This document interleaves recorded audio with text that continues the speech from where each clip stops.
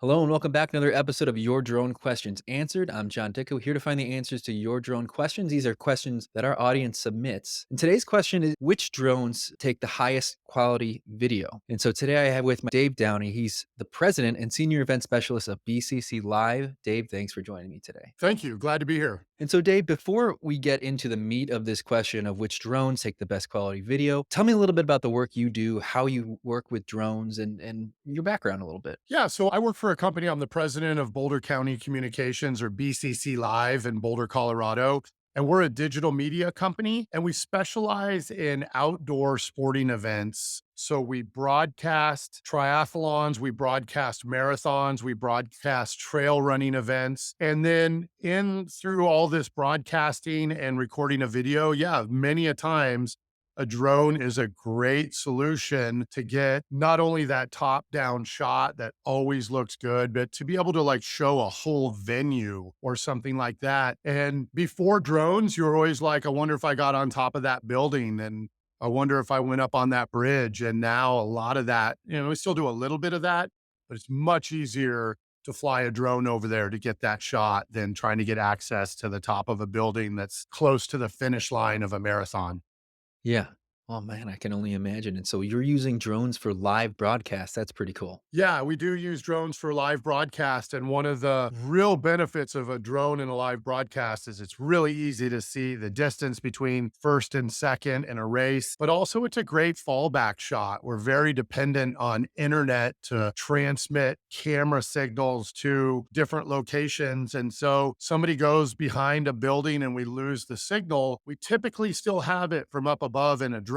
And so we'll throw to that drone shot. And then we also record drone reels like the day before an event. So if we have a major signal failure, and you'll notice this if you watch other sporting events, that we can go to a scenic of a nearby mountain range or golf course or something like that. And typically we'll train our hosts how to deal with that. And they'll say, yeah, we're in this beautiful community and this is the 18-hole golf course that's right adjacent to the marathon or the triathlon. And nobody at home knows that, we might have been having a signal problem on the ground. So we use drones as an emergency fallback almost every broadcast we do. Very cool. Maybe we'll consider this one a teaser for a future episode. But even going back to our question for today, which drones take the highest quality video? I can see, working in broadcast, working with live video and events like sporty events, why you would need a good quality picture. And so let's get into it. In your experience, tell me a little bit about the drones you use, and in your opinion, which ones take the highest quality video? Yeah, just a little history. We started with drones almost 10 years ago with a Phantom 2, and that was where you had to buy the gimbal separately and you had to put a GoPro on it. And,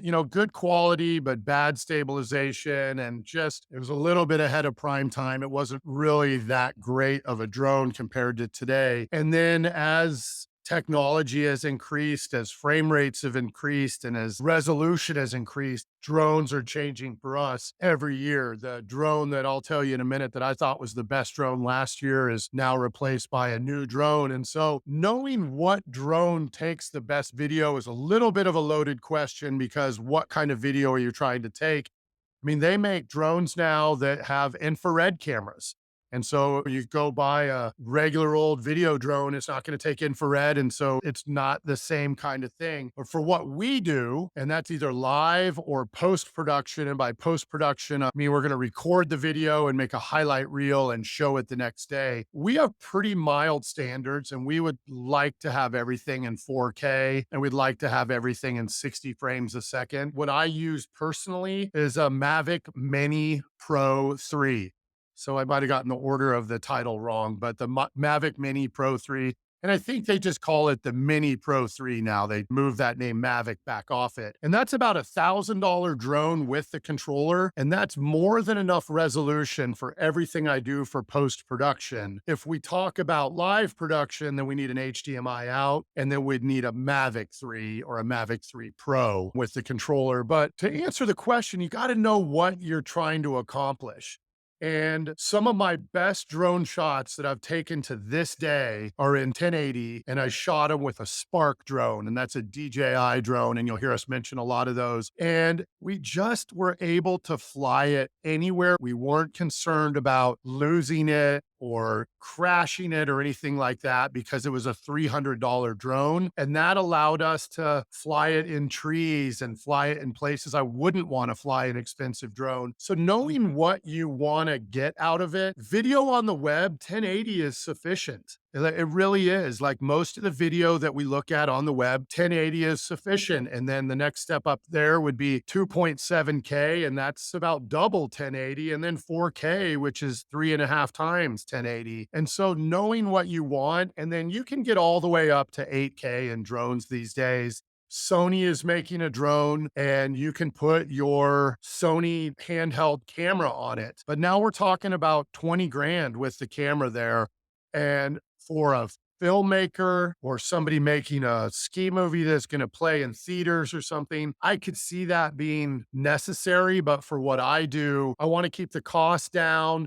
And I want to keep the risk down. You know, that's something that I know we're talking about resolution. Flying a 100-pound drone around people as opposed to flying like a 15-ounce drone around people is a big difference. So I like any drone that shoots in 4K, and I like to have 60 frames a second. And the two things that allows us to do is crop in on a certain section of the video and still have good resolution. And then with the 60 frames a second, if we want to slow it down into slow-mo, we can do that and you won't notice any of the jitter or anything like that. I've mentioned a lot of DJI drones. I don't think it's a secret. They've somewhat cornered the market, but there are other quality drones out there, but their innovation has been just untouchable. Like I said, I like the Mini 3. There's a Mini 4 out right now that just does a few more things, doesn't cost a lot more money. And again, you're around $1,000 for the drone and the controller. And then now the controllers these days, you don't have to hook your phone up to them. They have their own screen built in. They run Android, and you can do that all for about $1,000. But if you want to spend less, which I think is a great idea to get started, I think $300, $400 is a good price point to get started. And you'll need to use your phone as a display screen. And I don't get anything from DJI.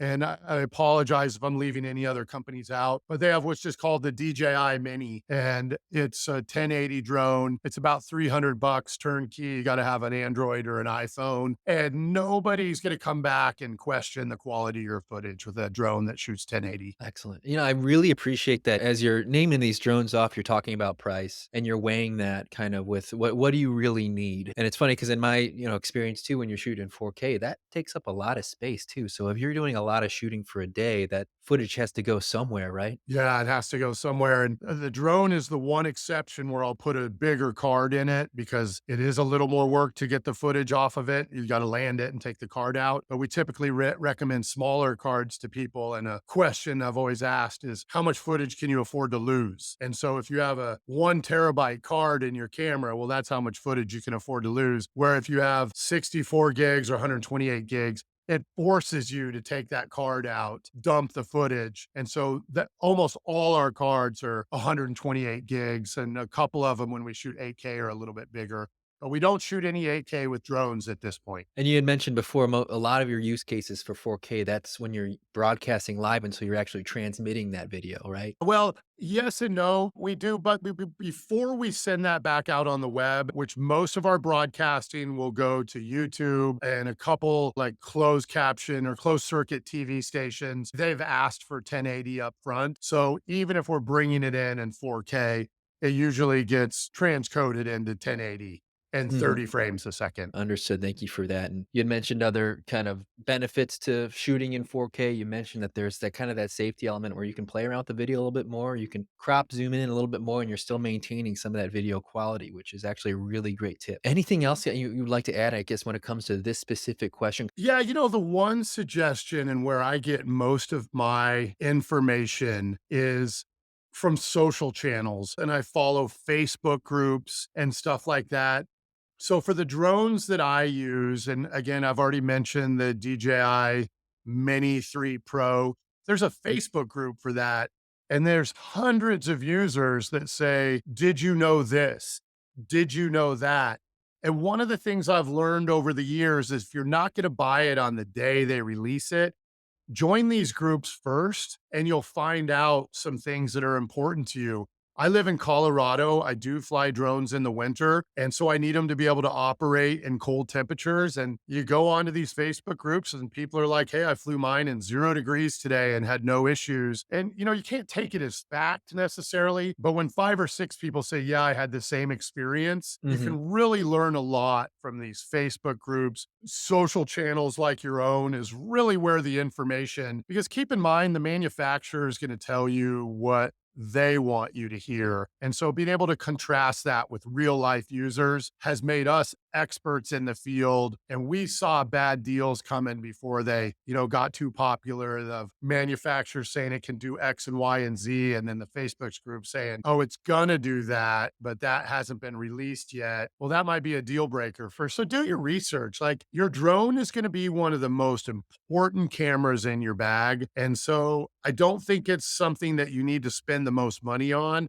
but you probably need to put the most thought into. That's a great point. Our audience is gonna really appreciate that too, and talking to people with experience who are in it and doing it, and that's why we have you here with us, Dave. Thank you so much for not just answering the question of which drones really take the highest quality video, but talking about what you actually need and the kind of the nuances and what you're actually looking for is almost kind of the first question you should be asking yourself. So I really appreciate you kind of digging deeper beyond just the question itself. I like to ask our guests if you have any piece of advice for the DLA community, for anybody who is looking to apply drones to their line of work when it comes to capturing video or even blazing their own trail and starting their own business. This is going to be cliche. Just keep driving every day, keep grinding every day. Like I never knew I started a business until it was too late. And now we have 15 people, we have a building, we have over 100 events that we work at. And it really is attributed to just keep going every day. If drones are what you want to do, there is a lot of room in the drone industry right now. There's all kinds of surveying and all these things. Figure out what you want to do. Go get your 107 license because that gets you a little bit of skin in the game. You don't have to have it to get started flying drones. So don't be confused by that. You can buy a drone and start flying tomorrow, but then get your license and set some goals. Like, what do you want to do? And there's lots of groups out there.